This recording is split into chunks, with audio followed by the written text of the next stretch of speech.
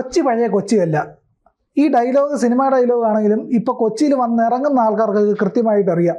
പ്രത്യേകിച്ച് south railway സ്റ്റേഷൻ്റെ അവിടെയൊക്കെ വന്നു കഴിഞ്ഞാൽ ചില ആൾക്കാർ വന്ന് കയ്യിൽ പിടിക്കും, ഇല്ലെങ്കിൽ പിടിച്ചു നിർത്തും. നമുക്ക് ഓടേണ്ട അവസ്ഥ വരും. ഇല്ല ഇനി ഓടിയാലോ, ഒന്ന് ഓടിക്കഴിഞ്ഞാൽ പിന്നെ കുറച്ചുകൂടി പട്ടി ഓടിക്കും, ഇല്ലെങ്കിൽ എലിയുടെ പുറത്ത് ചവിട്ടി വീഴും. ഇതെന്താ കൊച്ചി നഗരം ഇങ്ങനെ ആയി? നമുക്കൊരു MP ഉണ്ട്, ഹൈബീഡ്. അദ്ദേഹം ഒരു പുസ്തകം തന്നെ, അദ്ദേഹത്തിൻ്റെ ഒരു ഡയറിയിൽ തന്നെ കൊച്ചി പഴയ കൊച്ചിയല്ല എന്ന് അദ്ദേഹം ശരിക്കും അത് കണ്ടു തന്നെ പറഞ്ഞതാണ് കേട്ടോ.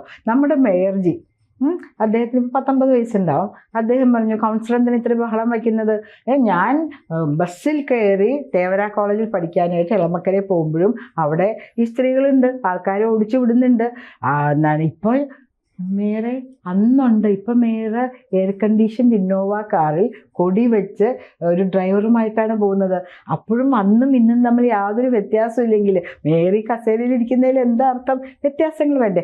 പണ്ടൊരു കാര്യമുണ്ട് കേട്ടോ പ്രിയൻ, ഇതുപോലെ ഓടിച്ചു വിടില്ലായിരുന്നു. മാത്രമല്ല ഇത്രയധികം കോൺസെൻട്രേറ്റഡ് ആയിട്ട് പ്രോസ്റ്റിറ്റ്യൂട്ട്സും ഇല്ല.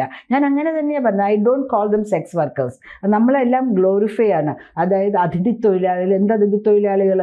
അതിഥികളെ കൊണ്ടാണോ ജോലി എടുപ്പിക്കുന്നത്? നമ്മുടെ വീട്ടിലൊക്കെ അതിഥി വന്ന് ഇരിക്കൂട്ടോ എന്ന് പറഞ്ഞാൽ നമ്മൾ അവർക്ക് ചായ കൊടുത്ത് കാപ്പി കൊടുത്ത് അവരോട് സംസാരിക്കും. അല്ലാണ്ട് പോയി അടുക്കളയിൽ കയറി ചായ എടുത്തു കൊണ്ടുപോവാ എന്ന് നമ്മളിപ്പോൾ അതിഥിയോട് പറയില്ലല്ലോ. ഓരോ വാക്കുകൾ ഉണ്ടാക്കുമ്പോൾ അതിനൊരു മാന്യത വേണ്ടേ? ഒരു അതിഥി തൊഴിലാളി കൊണ്ട് ചവറിട്ടു. അപ്പം നമ്മുടെ പാവം നാടൻ തൊഴിലാളി അത് റിപ്പോർട്ട് ചെയ്തു.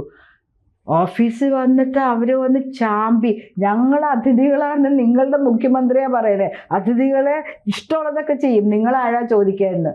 നമ്മുടെ നാടന്മാരിട്ട് ചാമ്പി അവർക്ക് ആ ഒരു ഹുങ്കാണ്. അവർ കുറേ പേരുണ്ടല്ലോ. ഇപ്പോൾ പ്രിയൻ പറഞ്ഞ കാര്യത്തിലേക്ക് വരികയാണെങ്കിൽ, എൻ്റെ പ്രിയൻ ഓരോ പില്ലറിനും ഓരോ വേശ്യകളുണ്ട്. ആ പില്ലർ നമ്പറിൽ ആ വേശ്യ അവിടെ ഉണ്ടാവും. പിന്നെ പഴയ പോലത്തെ ഒന്നുമല്ല കേട്ടോ. കേരള വേശ്യകളുണ്ട്, ആന്ധ്ര വേശ്യകളുണ്ട്, തമിഴ്നാട് വേശ്യകളുണ്ട്, മണിപ്പൂർ വേശ്യകളുണ്ട്, മേഘാലയയിലുണ്ട്. വെച്ചാൽ ഓരോ സ്ഥലത്തു നിന്നുള്ള അതിഥികൾ ഇവിടെ ഉണ്ടല്ലോ. അപ്പോൾ ഈ ഒരു ദിവസം ഞാൻ എൻ്റെ കൗൺസിലിൽ കൂടെ നടക്കുമ്പോൾ പ്രിയനെയൊക്കെ പോലെ ഒരു പയ്യൻ, അവൻ്റെ അടുത്ത് ഈ പെണ്ണുങ്ങൾ എന്തോ സംസാരിക്കുകയാണ്. ഞാൻ ചെന്നു. എനിക്കൊരു കാര്യമില്ല, സദാചാര പോലീസിംഗ് ഒന്നുമല്ല, പക്ഷേ എനിക്കെന്തോ തോന്നി ശരിയല്ല. ഞാൻ ചെന്നു. അപ്പോഴേക്ക് എന്നെ കണ്ടപ്പോഴേക്കുണ്ടല്ലോ, ഇവരുടെയൊക്കെ ഓട്ടം കാണണം. നമ്മുടെ ഹർഡിൽസിനൊക്കെ ഇന്ത്യക്ക് ഗോൾഡ് മെഡലാണ്. എന്നെ കണ്ട ഓട്ടമാണ്. അവർക്കറിയാം. ഇതൊക്കെ പറയുമ്പോൾ പറയും അവരിലും ഒരു ജോലിയില്ല. പക്ഷെ അങ്ങനെയല്ല. നമ്മളുടെ യുവത്വം വഴിതെറ്റപ്പെടുന്നു എന്നുള്ളത് കൊണ്ടാണ് ഒരു അമ്മയുടെയോ വലിയമ്മയുടെയോ സ്ഥാനത്ത് ഞാൻ ഇടപെടുന്നത് കേട്ടോ. ഇതിനൊക്കെ ഒരു ഡിസ്ക്രിപ്ഷൻ വേണം. പരസ്യമായിട്ട് ചെയ്യാവുന്ന കാര്യങ്ങളാണെന്ന് എനിക്ക് തോന്നുന്നില്ല. ഒക്കെ റെഡ് സ്ട്രീറ്റിൽ, ഇത് റെഡ് സ്ട്രീറ്റില്ല, നഗരത്തിൻ്റെ ഹൃദയഭാഗത്തുള്ളൊരു സ്ഥലമാണ്. റെയിൽവേ സ്റ്റേഷനിലേക്കൊക്കെ ആൾക്കാർ പോകുന്നു, KSRTC സ്റ്റാൻഡിലേക്ക്. അങ്ങോട്ട് തിരിഞ്ഞാൽ SRV സ്കൂൾ, ഇങ്ങോട്ടേക്ക് തിരിഞ്ഞാൽ ഗേൾസ് ഹൈസ്കൂള്, നേരെ പോയാൽ മഹാരാജാസ് കോളേജ്, നമ്മുടെ എറണാകുളത്തമ്പലം law college, girls cent Thresia's, അങ്ങനെ നിൽക്കുന്ന സ്ഥലത്താണ് നടക്കുന്നത്. അപ്പം ഞാൻ ചെന്നപ്പോൾ ആ പെണ്ണുങ്ങൾ ഓടി. ഭയങ്കര ഓട്ടം കേട്ടോ. PT ഉഷയൊക്കെ വെച്ചിട്ടുള്ള ഓട്ടമാണ്, ഭയങ്കര ഓട്ടം. അപ്പം ഞാൻ ആ പയ്യൻ്റെ അടുത്ത് വെച്ച് എന്താ ചോദിച്ചു. എനിക്കറിയില്ല. തന്നോട് അവരെന്തൊക്കെയോ കൈയൊക്കെ പിടിച്ച് എന്തോ ഹിന്ദിയിലൊക്കെ പറഞ്ഞു. എനിക്കൊന്നും മനസ്സിലായില്ല. ആവോ ആവോ ആവോ എന്ന് പറഞ്ഞു. അപ്പം ഞാനിതെന്താണെന്ന് ആലോചിച്ചോണ്ട് നിൽക്കുമ്പോഴാണ് ഞാനാരാന്ന് അവനല്ല, നിങ്ങൾ വന്നത്, നിങ്ങളെ കണ്ടത് അവരോടി. എന്താ കാര്യം എന്ന് ഞാൻ നീ രക്ഷപ്പെട്ടു മോനെ, നീ ഇങ്ങോട്ട്, ഞാനിവിടെ ഒരു ടെസ്റ്റ് ചെയ്താൻ വേണ്ടിയിട്ട് വന്നതാണ്. അപ്പോൾ കുറേ പെണ്ണുങ്ങൾ വന്ന് അവർ തമ്മിൽ അടിപിടിയാണ്. ഒരു ക്ലൈൻറ്റ് കിട്ടാൻ വേണ്ടിയിട്ട് അവർ തമ്മിൽ അടിപിടുക. 2-3 പേരൊക്കെ വിളിച്ചത് അവൻ്റെ ഭാഷയിലൊക്കെയാണ് പറയുന്നത്. പിന്നെ അതൊന്നും അറിയുമില്ല പാവം. ഇതുപോലൊരു സംഭവം ഉണ്ടായിട്ടോ.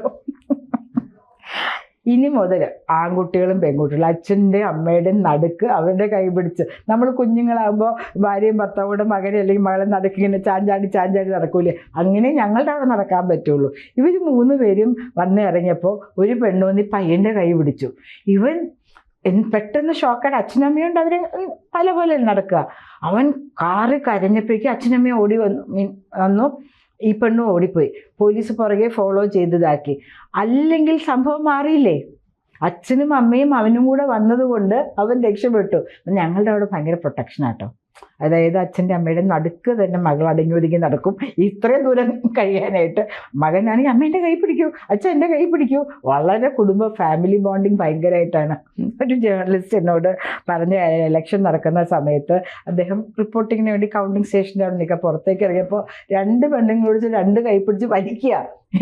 എൻ്റെ കൂടെ ഇങ്ങനെ വിചാരിച്ച് ഷോൾഡറിൽ നിന്ന് കൈ ഊരിപ്പോവും.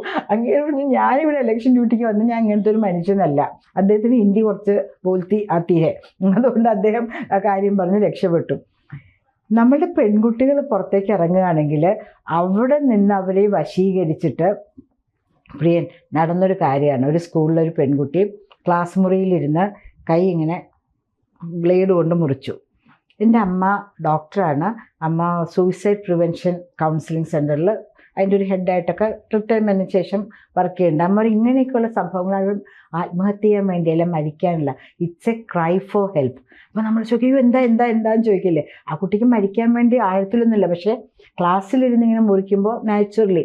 അപ്പോൾ ചോദിച്ചപ്പോൾ എന്താണെന്ന് വെച്ചാൽ ആ കുട്ടിയുടെ ചേച്ചി ഒരു ഡ്രഗ്സിൻ്റെ മാഫിയയിൽ പെട്ടുപോയി.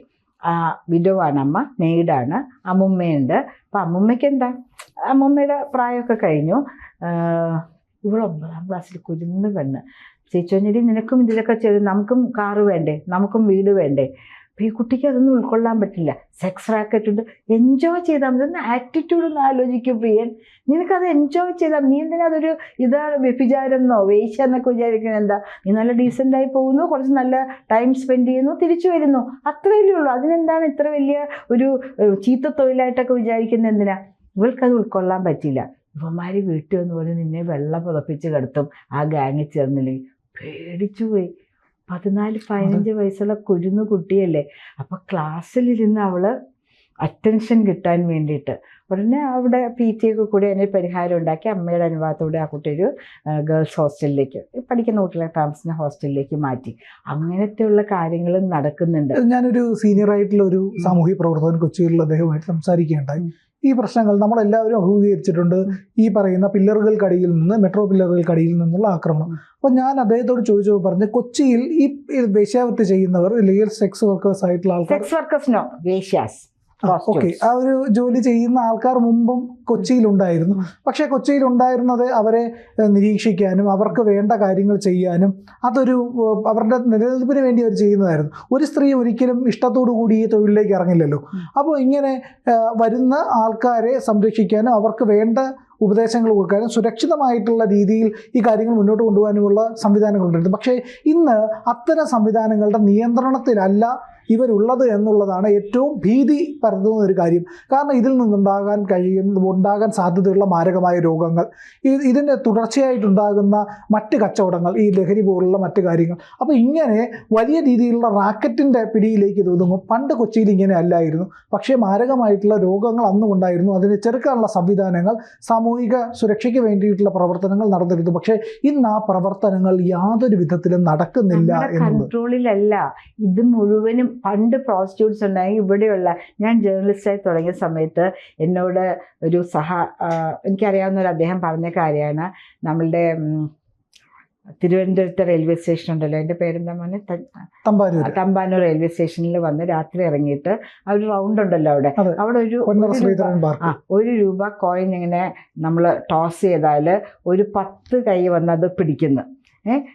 അത് മുഴുവൻ നമ്മുടെ ആൾക്കാർ. ഞാനത് വളരെ വേദനയോടുകൂടിയാണ് ഞാനത് റിപ്പോർട്ട് ചെയ്ത് ഞാൻ എഴുതിയിട്ടുണ്ട്. അത് അവരുടെ നിവൃത്തിയോടുണ്ടാണ്. വയറ് വിശപ്പ് അവിടെ കാത്തിരിക്കുന്ന ഒരു കുടുംബത്തിന് വേണ്ടിയിട്ടായിരുന്നു. പക്ഷെ ഇന്ന് ഞാൻ പറഞ്ഞ കേസോ, അമ്മുമ്മയും ചേച്ചിയും പറഞ്ഞു നമുക്ക് കാറ് വേണ്ടേ, നമുക്ക് വീട് വേണ്ടേ, മറ്റുള്ളവരെ പോലും നമുക്കും സ്റ്റൈലിൽ നടക്കണ്ടേ.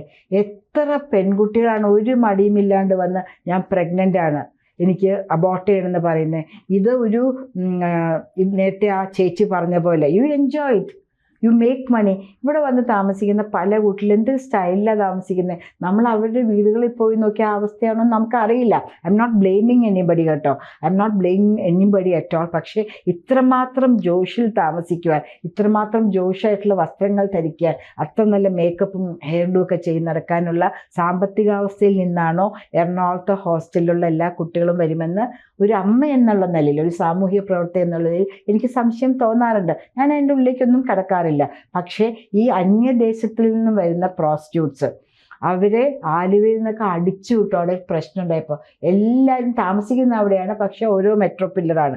ഞാൻ എൻ്റെ പുറകെ പോകുമ്പോൾ ഒരു ഓടി മെട്രോ സ്റ്റേഷനിൽ കയറും. ഞാൻ പറയും, ദേ ഇവിടെ നിന്ന് നേരെ അപ്പുറത്തെ സ്റ്റേഷൻ എടുക്കണ്ട, മഹാരാജാസ് എടുക്കണ്ട, അതും എൻ്റെ ഡിവിഷൻ തന്നെ, അവിടെ ഞാൻ ഉണ്ടാവും, നേരെ വിട്ടോ ആലുവയ്ക്കുന്ന. ഇത് സദാചാര പോലീസിങ് അല്ല. നമ്മുടെ കുട്ടികളെ നമ്മൾ സേഫ് ഗാർഡ് ചെയ്യണം. ഞാൻ എത്രയോ പെൺകുട്ടികളെ കണ്ടിരിക്കുന്നു, എനിക്ക് പറയാൻ പറ്റില്ല. എക്സാം കഴിഞ്ഞ് വീട്ടിൽ പോവാണ്ട് ഒരു കഥ പറയാം. കഥയെല്ലാം നടന്ന കാര്യം. എൻ്റെ ഡിവിഷനിൽ ഒരു ചെറുക്കനൊരു പെണ്ണിൻ്റെ കൈ പിടിച്ച് വലിക്കുന്നു. ആ ചാടി വീണു. ജാൻസറാണ്. എന്താടാന്ന് ചോദിച്ചു. എൻ്റെ അനിയത്തിയാ. ആണോ? പറഞ്ഞു എൻ്റെ ചേട്ടനാ എന്ന് പറഞ്ഞു. അപ്പോൾ നോക്കിയാൽ വേറൊരു ചെറുക്കൻ വേറൊരു പെണ്ണിൻ്റെ കൈ പിടിച്ച് വലിക്കുന്നു. അതും ചേട്ടൻ അനിയത്തി. അമ്മയെ വിളിക്കാൻ പറഞ്ഞു.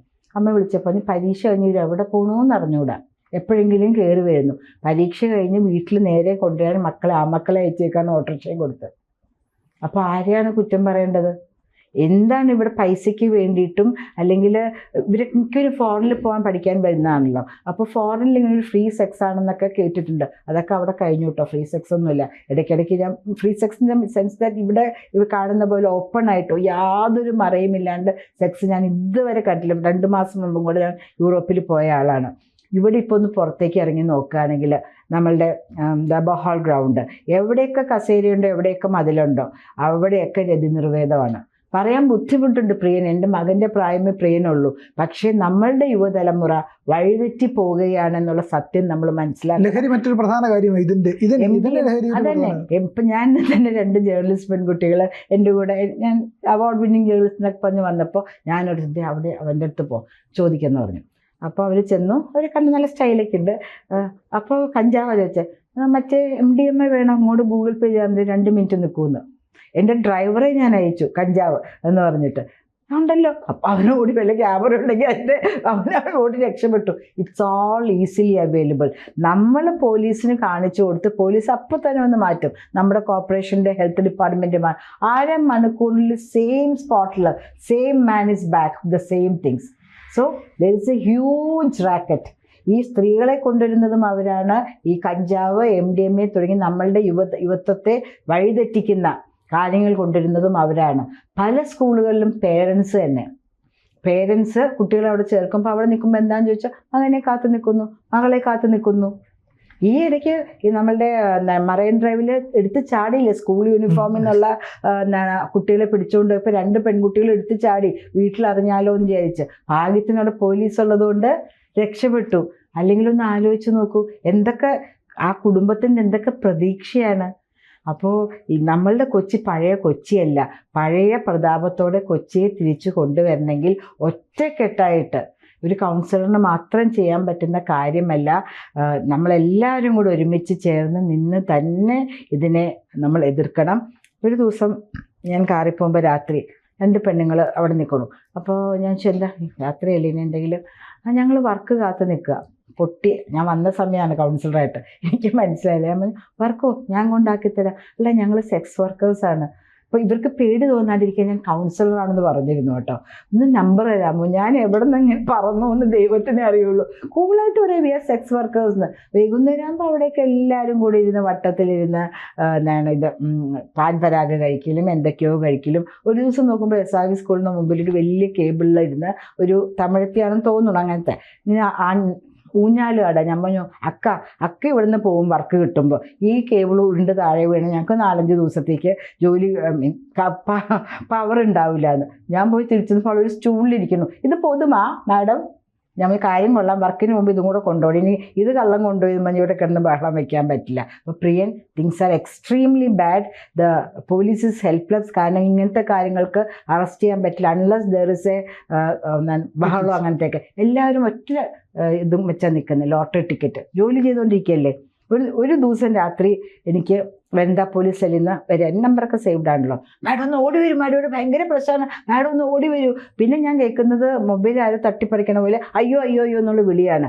2 ദിവസം കഴിഞ്ഞ് ഞാൻ ആ മാഡത്തിനെ കാണുമ്പോൾ കൈ ഇങ്ങനെ കുത്തി വരച്ച് ഇട്ടിരിക്കുകയാണ് പോലീസുകാരിയുടെ. അപ്പം ഇവർ ഈ എന്തോ കയറി പിടിച്ചപ്പോൾ വിടിയിപ്പിക്കാൻ വേണ്ടി അവളുടെ കയ്യിലിരുന്ന് എന്തോ സാധനം വെച്ച് പോലീസുകാരുടെ കയ്യിൽ വരച്ചിട്ടതാ. അതിൻ്റെ അയ്യോ അയ്യോ എന്നുള്ള വിളിയാണ് കേട്ടത്. അപ്പോൾ പോലീസുകാരികൾക്ക് പോലും സുരക്ഷിതമല്ലാത്ത ഒരിടമായിട്ട് കൊച്ചി മാറിയിരിക്കുന്നു. നമുക്ക് തിരിച്ചു കൊണ്ടുവരണം കൊച്ചിയെ. കൊച്ചി പഴയ കൊച്ചിയാവണം. കൂടുതൽ വാർത്തകളും വിശേഷങ്ങളും നിങ്ങളിലേക്ക് എത്താൻ ABC മലയാളം സബ്സ്ക്രൈബ് ചെയ്യുക, ബെൽ ബട്ടണും അമർത്തുക.